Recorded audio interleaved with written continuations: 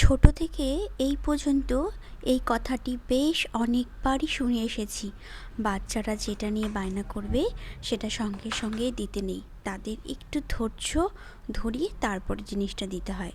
তবে সেই জিনিসটার অনেকটা মর্যাদা তারাও দিতে শেখে আর নিজেদেরও ভালো লাগে। নিজেদের ভালো লাগে এই কথাটি বলা এই কারণেই যে তাদের মুখের হাসিটি দেখে যে ভালোটা তোমার লাগবে সেই ভালোটা হয়তো পৃথিবীর কোনো জায়গাতে পয়সা দিয়ে কিনতে পাওয়া যাবে না। তাদের বায়না অনেক দিন ধরেই ছিল, মামা চিকেন সসেস খাবো, একটু ফ্রাই করে দাও না।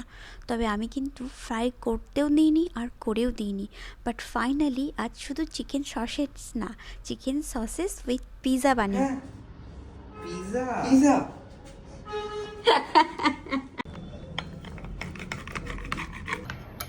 ও